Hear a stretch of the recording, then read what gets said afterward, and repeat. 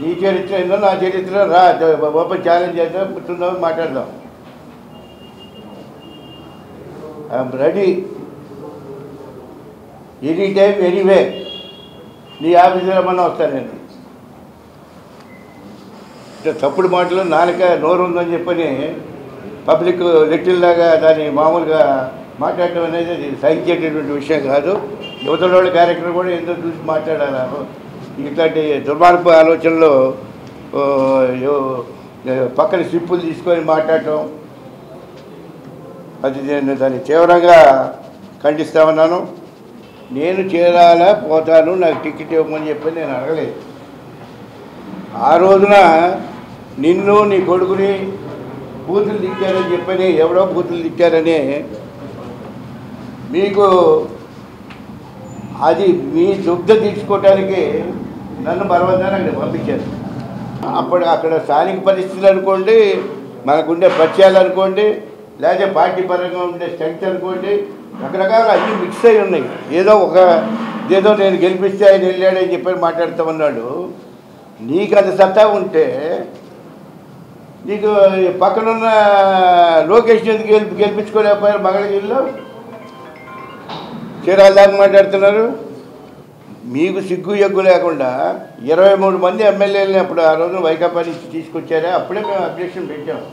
కానీ ఈ రోజున అట్లాంటి కుయుక్తులు పడిన వాళ్ళందరూ పక్కన వేసుకొని కూర్చోబెట్టుకొని మేమేదో పార్టీకి నష్టం చేసామన్నట్టు, మేమేదో దుర్మార్గంగా వెళ్ళిపోయినట్టు మాట్లాడటం అనేది అది సంబంధించడం కాదు. అది ఇప్పటికైనా ఎప్పుడైనా ఇంకా ఫర్దర్గా మాట్లాడితే మటుకు నేను I will not keep quiet. నువ్వు చేస్తేనేమో సంసారం అంట, పక్క పార్టీ వాళ్ళు చేస్తేనేమో వ్యభిచారం అంట. సిగ్గుండాలి. మన నోటితో మాట్లాడేటప్పుడు 2 రకాలుగా మాట్లాడకూడదు. ఏదో ఒక స్టాండ్ తీసుకోండి. దాంట్లో కొంతమంది మంత్రులు ఇచ్చాడు. నువ్వు మమ్మల్ని గురించి మాట్లాడేది ఏంటి? పర్టికులర్గా మన జిల్లాలో ఒక వ్యక్తిని చేసుకునేటప్పుడు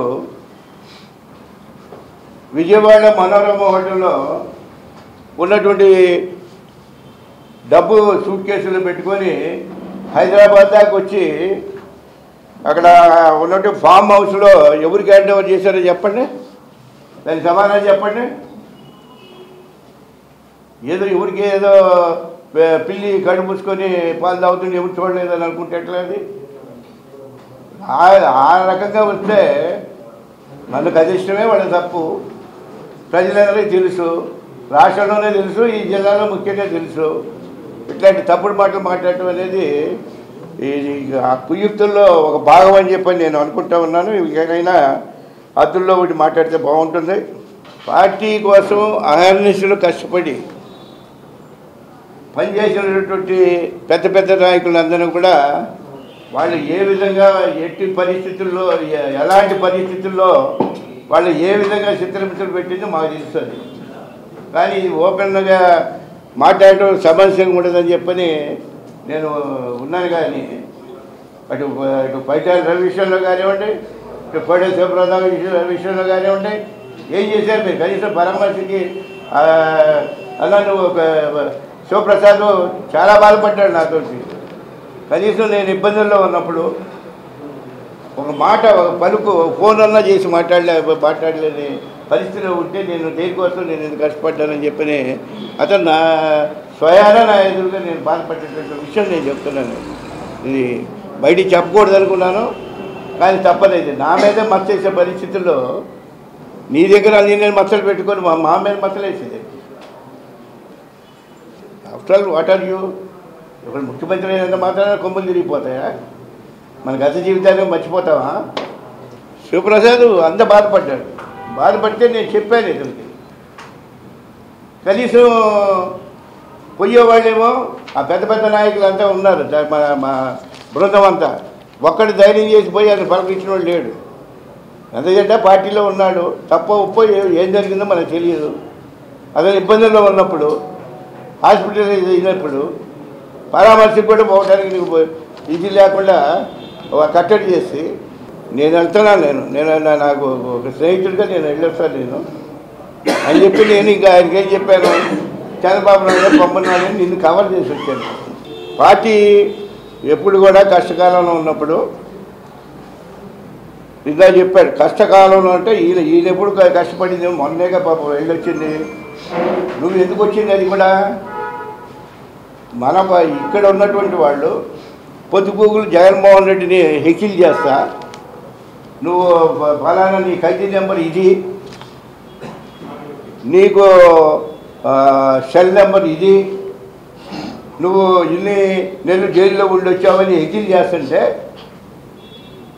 పాపం వచ్చి న్యాచురల్గా ఇప్పుడు ఇరిటేట్ చేస్తుంటే మనుషులు ఎందాక తట్టుకుంటారు ఇప్పుడు నాకు వరకు నేను ఎప్పుడు ఇవాళ ప్రెస్ కాన్ఫరెన్స్ పెట్టాలని ఎప్పుడు నేను అనుకోలేదు నీ తప్పులని నీ దగ్గర పెట్టుకొని అవతలని హ్యూమిలేట్ చేస్తుంటే మా వాళ్ళు మాట్లాడతారు నువ్వు రెచ్చగొట్టిందేమో బయట కనపడదు ఈ విధమైనటువంటి కోతలు కూర్చున్నప్పుడు నీకు 5 నెంబర్లు నీ ఏ జైలు పోయింది ఎన్ని రోజులు అవతల మాట్లాడి ఇప్పుడు ఎందుకు మాట్లాడట్లేదు మీరు ఆ డబ్బు నాటితోటి ఊరేగుతూ ఉంటే అంటే మా అందరి పార్టీకి పనిచేసిన వాళ్ళు డబ్బు లేకపోతే వాడు పనికిరారా అంటే మిమ్మల్ని భుజాలు ఎత్తుకొని డబ్బు సంచులు ఇచ్చేవాళ్ళనే గౌరవిస్తారా అంటే కార్పొరేట్ సంస్కృతిని ఎప్పుడు ఎంతో కాలం చాలా కాలం అయింది అది ఇంట్రడ్యూస్ చేసి 1996 నుంచి నడుస్తూనే ఉంది కార్పొరేట్ వ్యవస్థ ఇవన్నీ ఎన్ని కుటుంబాలు బలైపోయినాయి పార్టీలో నా వరకు నేను చూస్తూ ఉన్నాను నేను ప్రకాశం జిల్లాలో ఏ ఇష్యూ వచ్చినా కూడా రెస్పాండ్ అయ్యేవాళ్ళం అక్కడికి వెళ్ళి ఓదార్చి వచ్చేవాళ్ళం ఏదో గుర్తభక్తిగా వీళ్ళైనటువంటి సాయం చేసేవాళ్ళం మా చేతుల్లో లేకపోతే ఇంకొక చేత సాయం చేయించే విధంగా మేము ఏర్పాటు చేసేవాళ్ళం తప్ప ఇట్లాంటి కక్కుర్తి వ్యవహారాలు చేసి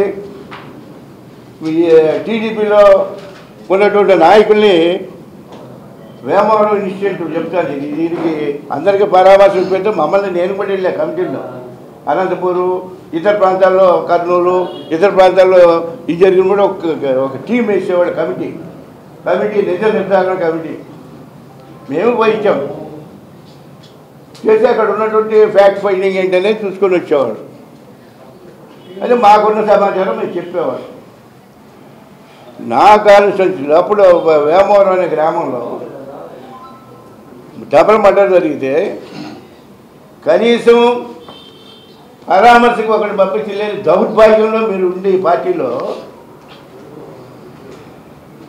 మా మీద ఆరోపణలు చేయడం ఏంటి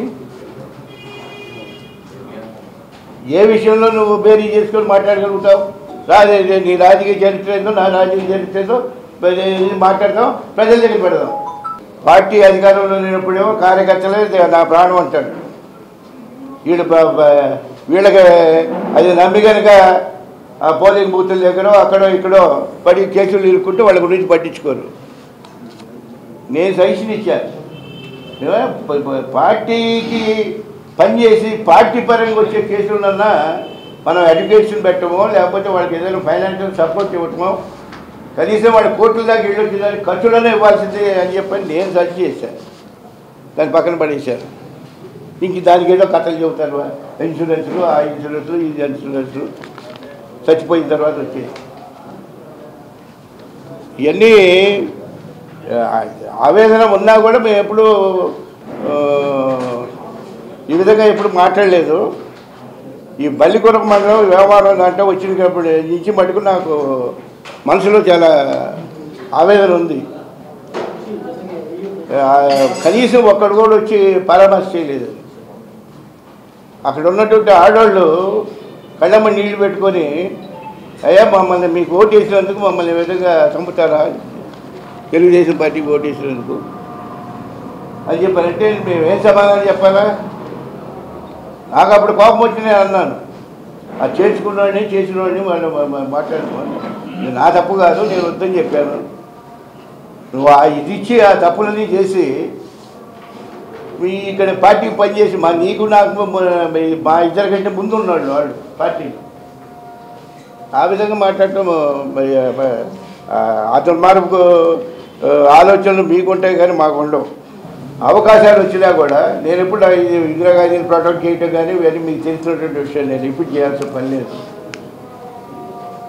ఆమె ఈజ్ మై థర్డ్ సన్ అని చెప్పాను అందుకంటే క్రెడిట్ భుజకీర్తులు మేము ఎప్పుడు ఆశించలే నువ్వనే తప్పుడు కోతలు ఎప్పుడు మేము ఎప్పుడు మనుషులు ఇక్కడ అనిపించుకోలేదు నీ స్వార్థానికి నేను ఢిల్లీ వెళ్ళి పివి నరసింహారావుకి ఆ రోజు నా పివి నరసింహారావుని కన్విన్స్ చేసి, అంటే చిత్తూరు జిల్లాలో ఉన్నటువంటి పాలిటిక్స్లో మేము ఒక రకంగా నేను ట్రై చేసుకుంటే నేను మంచిగా ఆ రోజు, కానీ నాకు అసలు ఇది లేదు.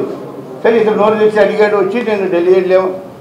అటువేమో మన రాజగోపాల్ నాయుడు గారు ఉన్నారు ఎంపీగా చిత్తూరు జిల్లా నుంచి, ఆయనేమో రంగా గారి ద్వారా ఆయన రికమెండ్ చేశారు. నేను పివి నరసింహారావు గారికి ఆయన నచ్చ చెప్పి, ఎందుకంటే కిరణ్ కుమార్ రెడ్డి గారి ఫాదరు ఆయన శిష్యుడు, పివి శిష్యుడు అమర్నాథ్ రెడ్డి గారు అని ఆయన మంత్రిగా చేశాడు. ఆ రోజున నేను పట్టుబట్టి ఇది చేస్తే ఆయన నవ్వుతా అన్నాడు, ఏమై అందరూ నాకుగా ఎగబట్టుకుని వస్తే నువ్వు ఇంకోటి కోసం వచ్చేదని క్వశ్చన్స్ వేసిన సందర్భాలు ఉన్నాయి. వీళ్ళందరూ అక్కడే ఉన్నారు. ఎన్ని గతం మర్చిపోతే ఎట్లా? సరే మంచిగా అయ్యావు. మంచిగా అయిన తర్వాత మాకేం పర్పచ్చాలే ఎప్పుడు రాలా. సరే ఎన్టీ రామారావు కళ్ళల్లో పడ్డాము, బయటగా కష్టపడి వచ్చాడు, తెచ్చాడు. నిన్న డైరెక్ట్ మీద కూర్చుని ఎవరండి? నువ్వు డిఫెక్షన్ తోటి వచ్చిన వాళ్ళు వాళ్ళు కూర్చోబెట్టుకునే కదా నువ్వు మాట్లాడింది. అక్కడ జగన్మోహన్ రెడ్డి గారు రిజెక్ట్ చేసిన మాలంతా అక్కడ ఉంది కదా డయాస్ మీద. ఈ పక్కనన్నా చూసుకొని స్లిప్పులు అందుకునే అంత శ్రద్ధ పక్కన ఎవరున్నారు, ఏ పార్టీ నుంచి ఎవడు వచ్చాడు, డయాస్ మీద ఎవడున్నాడు, ఎవడు పార్టీకి పనిచేశారనే జ్ఞానం కూడా ఉండదా? పక్క పార్టీల్లో ఉన్న వాళ్ళందరినేమో వస్తేనేమో వాళ్ళ చెత్త అంటాయి కదా, ఆ చెత్తను తెచ్చి ఇక్కడ అయితే సెంట్ అంట. సెంట్ అవుద్దా అని ఒక క్వశ్చన్ వేశాడు. ఈయనేమో సెంట్ ఫ్యాక్టరీ పెట్టి మరమ్మతు చేసి ఆ 23 మందిని కూడా ఎంతమందిని పునీతులు చేసి పెట్టాడో చెబితే బాగుంటుంది. కనీసం పెనాయిలన్నా ఒంగోలు ఓపెన్గా ఇక్కడ మీటింగ్లో మన ఇనిషియేటివ్లో మీరు అందరూ సాక్షులే. సీతారామరావు మంత్రిగా ఉన్నాడు, అప్పుడు వినయ్ చంద్ కలెక్టర్గా ఉన్నాడు. వినయ్ చంద్ అనుకుంటే వినయ్ చంద్ కదా ఉంది. నువ్వు ముఖ్యమంత్రిగా ఉండే స్థానంలో నీ అది కూడా మర్చిపోయి నువ్వు ఇప్పుడు గలీజ్ మాటలు మాట్లాడేదానికి ఎవరైతే నిన్ను తిట్టారు, మా అబ్బా కొడుకులు తిట్టారు అని చెప్పని నన్ను ఒత్తిడి చేసి నన్ను అక్కడికి పంపించి నీ దొంగ తీర్చుకోవడానికి, నీ పంతం నెరవేర్చుకోవడానికి వాళ్ళ కుర్చీలు ఆగి ఇచ్చామంటే నీకు అంతకంటే సిగ్గుసేట్ ఏమైనా ఉందా? దాని వాల్యూ ఏంటి అసలు? చాలామంది చూసినట్టు బాధపడ్డారు. మా కార్యకర్తలే చూసి ఏంటి ఉండన్న రమ్మంటే చేస్తారు, గౌరవం చూస్తారు. పక్కన మంత్రులు లేపి, ఆ పక్కన ఉన్న కలెక్టర్లు లేపి అవతల పంపించి కుర్చీ లాగుతాడు. వాళ్ళందరూ సమ్మగా ఉంది. అప్పుడు అమలక్కలు తిట్టినప్పుడు అంతానేమో అది దాని మీద దొంగ తీసుకోవడానికేమో మా ఓటు బలిపరుసలు చేయడానికి ప్రయత్నం చేస్తుంటారు. మేమేం కావాలి, ఎవడైనా చేసి చెట్టు బలిపరుసలు చూస్తాం. వాళ్ళందరినీ కూడా అరాజ్ చేస్తే కదా తర్వాత వాళ్ళందరూ నన్ను వాళ్ళు వచ్చి అడిగారు, మిమ్మల్ని తిట్టిన దానికి మీరు కష్టం తీసుకోవడానికి మీరు ఆలోచన చేశారు, అందరూ కలిసి నన్ను అడిగి పంపించారు. నేను ఏ కష్టమైనా నేను పడే సత్తా కెపాసిటీ నాకు ఉంది. గెలిపోవటం అనేది దాని గురించి నేను పెద్ద లెక్క పెట్టను. నీకు మనం ఎంత ఇది చేసుకుంటే 23 సీట్లు ఎందుకు కన్ఫర్మ్ అయ్యారు అంటే పక్కనేమో మిమ్మల్ని అందరూ గెలిపిస్తే పోయారంటే అక్కడ స్థానికంగా పడిన సమస్యలు ఉన్నాయి. సమస్యలు పరిష్కారం చేయాలి. నాకు అందరూ నాకు చాలా అన్ని పార్టీల వాళ్ళు నాకు సపోర్ట్ చేశారు. అప్పుడు వాళ్ళు న్యాయం చేయాల్సిన బాధ్యత నాకు ఉంది. నేను అందుకనే వాళ్ళందరితో మాట్లాడే ఎలక్షన్ తీసుకున్నాను. నీకు అంత అసలు అంత కక్కుర్తి పడాల్సిన అవసరం నువ్వు చేస్తే కరెక్టను, ఇంకా ఏదైనా చేస్తే తప్పనంటే ఇప్పటికైనా కాస్త మైండ్ దగ్గర పెట్టుకొని మాట్లాడితే బాగుంటుందని చెప్పి నేను ఈ సందర్భంగా సూచన చేస్తా ఉన్నాను. నీకు అట్లయితే చీరాలలో జరిగిన అంత ముందు జరిగిన ఇన్స్టిట్యూట్స్ అన్నిటికీ నువ్వు బాధ్యత వహించావు కదా. నీ టైంలో కూడా హెరాస్మెంట్ జరిగింది కదా అక్కడి క్యాటర్కి. మళ్ళీ అడిగితే వాళ్ళు చెప్పరా? ఇక మళ్ళీ దీనికోసం కాసేపు కాంగ్రెస్ వాళ్ళతో కాసేపు ఏమో బీజేపీ వాళ్ళతో పొత్తులు అంటాడు. ఇది అప్పుడు ఉంటే ఎవరికి చెప్పకుండా పోయారు కదా. ఇప్పుడు పార్టీ ఫోరంలో ఉన్నప్పుడు డిస్కషన్ వస్తుంది. డిస్కషన్ వచ్చినాక దీని మీద ఏది మంచి చెడు ఏంటి అనేది జరుగుద్ది. అప్పుడు ఓడిపోతాడు అనేది ఒక ప్రచారం వచ్చింది. తప్పమని వెళ్ళి అక్కడ రాహుల్ గాంధీ మెడలో దయచేసి వచ్చినటువంటి చరిత్ర మనం మర్చిపోతే ఎట్లా? నువ్వు చేసావు ఒకటి, మేము చేసావు ఒకటే. అదేవిధంగా బీజేపీ వాళ్ళతోటి మళ్ళీ మన ఇబ్బంది వచ్చేటప్పటికి మళ్ళీ వాళ్ళతోటి ఇది ఒకటి బ్యాలెన్స్ చేసుకోవడానికి ప్రయత్నం చేయటం. మనకి ఎన్ని జరిగినా అంతర్గతంగా పోలేదని నేను అంత రోజుకి వెళ్ళలేదు. కానీ నాకున్నటువంటి నేను అట్టయిన విషయాల్లో నేను మీ అందరితో షేర్ చేసుకోవాలనుకున్నాను. సార్ మీరు సీట్ అడిగారని చెప్పాడు ఎవడు? రమ్మన్ మన ఎదురుగా మాట్లాడతాను. రమ్మన్ మన అతని మొఖం గెలిపిస్తానని మళ్ళీ అడుగుతున్నాడు. అది మాట్లాడేవాళ్ళు కదా, బుద్ధి లేని వాళ్ళు ఎప్పుడు చెప్పాడో. నేనేమో సీట్ అడిగానేమో, అక్కడ ఎప్పుడైనా అడగండి. నేను రాజకీయాల నుంచి అనుకుంటాను. తప్పుడు కోతలు ఇది చెప్పుకోను కదా, మాకు అబద్ధాలు చెప్పే అలవాటు లేదు, నాకు అవసరం కూడా లేదు.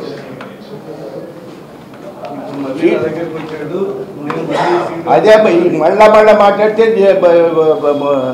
అది ఉద్రేకం వస్తే నీకు ఏం మాట్లాడతానో తెలియదు. నేను అంతవరకు తట్టుకుంటున్నాను. నన్ను అంతవరకు గెలక పాప అసెంబ్లీలో ఏ విధంగా బస్సు పట్టింది, ఎవడు ఏంది, ఆ కోతలు నాకు రావాలంటే రావని కాదు, నోరు లేదని కాదు, నాకు ఉంది, చేయకూడదు.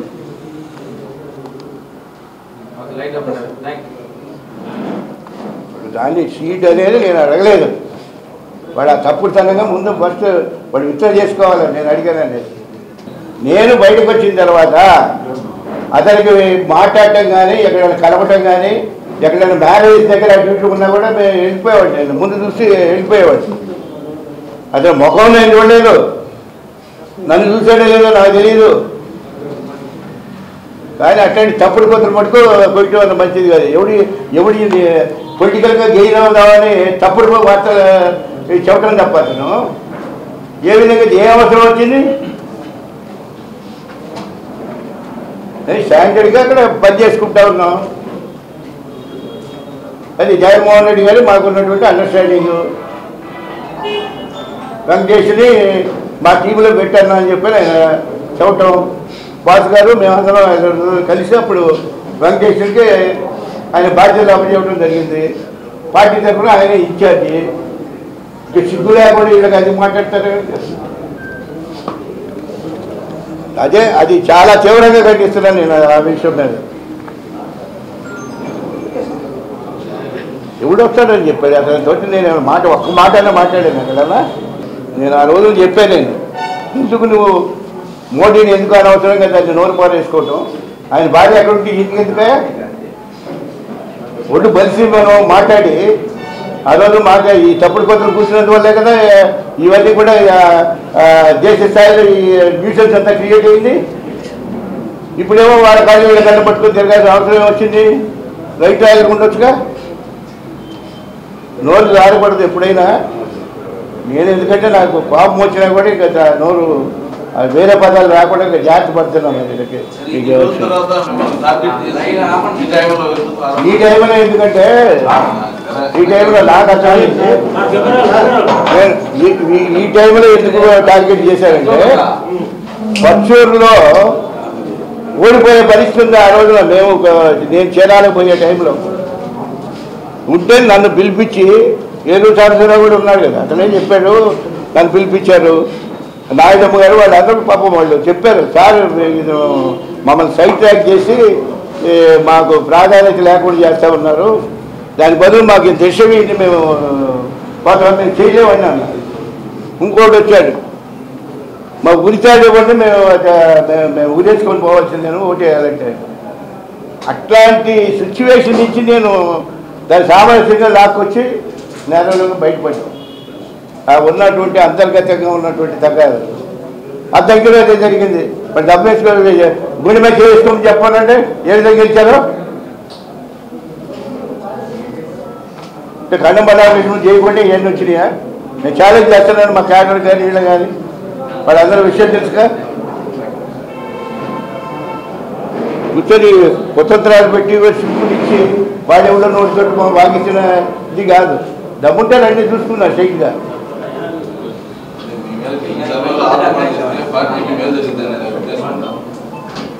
వాళ్ళకి నా మీద ఆరోపణలు చేస్తే ఇక క్యాడర్ ఏమవుతారు రేపు పొద్దున్న నేను యాక్టివ్గానే ఉన్నాం కదా, మనం ఒక డెసిషన్ తీసుకున్నాం వెళ్ళిపోతున్నాం. వీళ్ళలో ఏదో కాస్త మన మీద తప్పులు నెప్పాలేదని చూపిస్తే క్యాడర్ వాళ్ళు ఏదైనా అటు ఇటు బాగుంటూ ఉంటారేమో అనేది అతని ఆలోచన అయ్యి ఉండాలి, నాకు అనిపిస్తుంది అది. అందుకని ఏముంది, మ్యాక్సిమం 100 సార్లు చెప్పాము ఇప్పటికీ. మీకు అవసరం, మీకు ఇష్టం లేకపోతే చెవులు పూడ్చుకోండి.